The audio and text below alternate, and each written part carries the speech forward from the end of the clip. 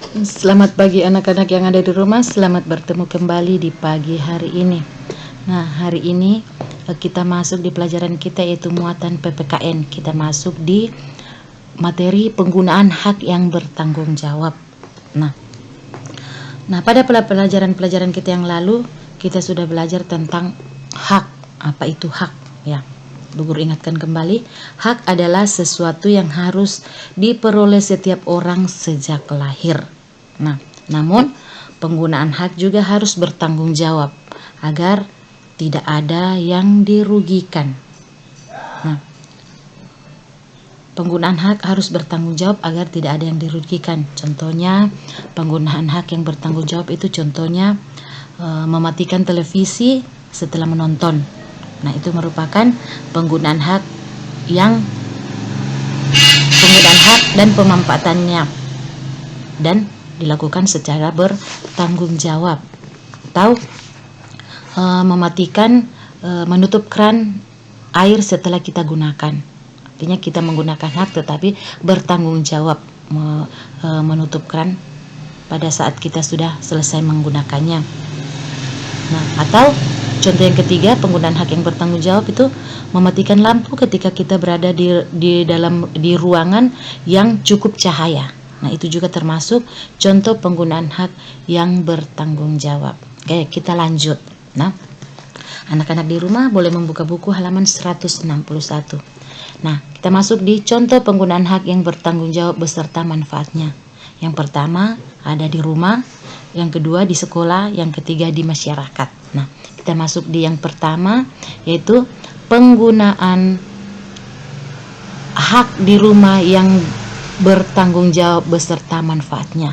Contoh yang pertama, bermain dengan nyaman, lalu merapikan mainan setelah selesai bermain.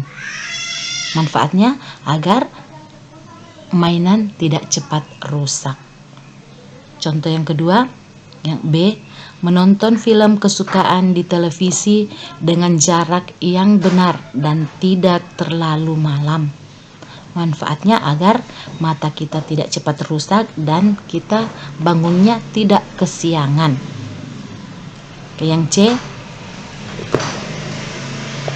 makan makanan yang sehat dan bergizi, lalu mencuci piring kotor yang telah digunakan. Manfaatnya agar rumah tidak kotor dan tidak menimbulkan bau tidak sedap. Karena itu contoh penggunaan hak di rumah yang bertanggung jawab beserta manfaatnya. Kemudian kita masuk di yang kedua, penggunaan hak di sekolah yang bertanggung jawab beserta manfaatnya. Nah, A, mendapat pengajaran dengan mendengarkan penjelasan guru.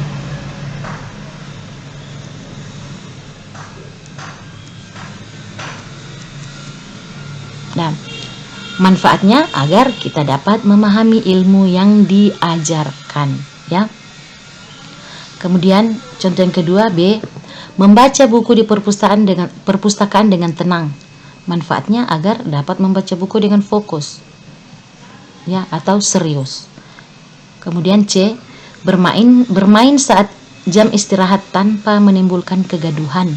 Manfaatnya agar situasi di sekolah tetap kondusif dan tetap nyaman dalam bermain. Oke, itu contoh penggunaan hak di sekolah yang bertanggung jawab beserta manfaatnya. Kemudian kita masuk di yang ketiga, penggunaan hak di masyarakat yang bertanggung jawab beserta manfaatnya. Contoh yang pertama, A, bermain di taman tanpa menginjak rumput. Manfaatnya agar rumput tidak mati dan tetap hijau, agar selalu indah.